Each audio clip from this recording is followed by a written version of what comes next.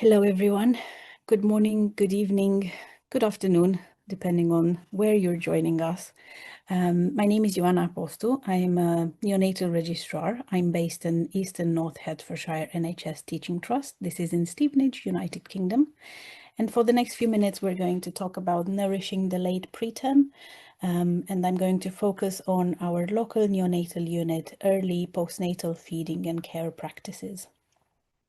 Late preterms are infants born between 34 to 36 plus 6 weeks, and they make up a significant proportion of the preterm births, but they do remain an understudied group, and they are at higher risk of feeding difficulties, hypoglycemia, jaundice, and readmissions compared to the term infants. We do know that BAPAM has issued recommendations, but there are no uniform guidance. And in practice, the management of these babies very much differs on the trust that they are born in. That's why early postnatal care and tailored support are so important to improve the outcomes. This audit was designed to help us get a better understanding of our current practices and to place us in a stronger position to identify gaps and to explore improvements moving forward. We have conducted a retrospective audit for the late preterms born between November 2023 to January 2024. We have collected data from case records and we have looked into demographics, reasons for admissions to NICU, initial care of setting, early feeding patterns, and feeding at discharge. Looking at the results across the 3 months period, out of 1,126 total births, 43 of them were late preterms, and only 40 of these babies were included in the analysis. This is because at that point our trust had exclusively paper notes, and unfortunately 3 of these could not be found. Then looking into our demographics, as you can see, half of our babies were born 36 weeks and above. And looking at the birth weight, we had 2 babies who were less than 1.8 kilos, and we had 4 babies who had a really good size, weighing more than 3 kilos. And the rest of them were between 1.8 to 2.9.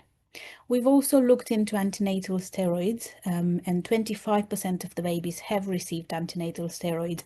May that be a full course or an incomplete course. Just to mention, in the meantime, the policy in our trust has changed. We do not offer antenatal steroids for babies less than 34 weeks, actually, in the present time. Initial care setting, the majority of the babies were cared for on the postnatal ward or in the transitional care, but a proportion of the baby did require NICU admission.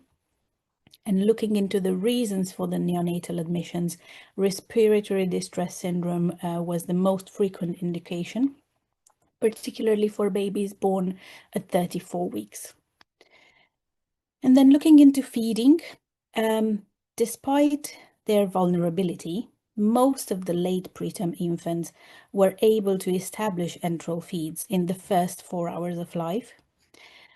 Now, we have noticed that there is a variation between whether this feeding was a formula feed or breast milk, and we had 1 baby who received donor breast milk, and just to mention, that was the 34-weeker who was below 1.8 kilos. Feeding and discharge, very important. The breastfeeding rates remain high, just over 75% of the babies receiving breast milk at discharge. And by that, I mean either exclusively breastfed, as you can see in the blue category, or they were receiving mixed feeding with some breast milk, which is the pink category that you can see down here. And then discussions on the results, we can see that there are strengths that we have observed, and our unit has demonstrated that late preterm infants can achieve early feeding, and they can, with support, transition to breastfeeding sustained at discharge. but also the varied reasons for admissions of this baby and the need for respiratory support underline their vulnerability.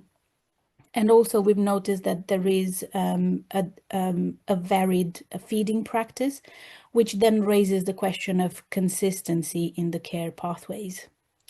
To conclude, late preterm infants remain a vulnerable but resilient group, and consistent pathways and early targeted feeding support are key to improving their outcomes. And in response to this audit, we have already introduced a new transitional care pathway and breastfeeding support project. A re-audit is currently ongoing to evaluate the impact of these interventions. Thank you very much for your attention.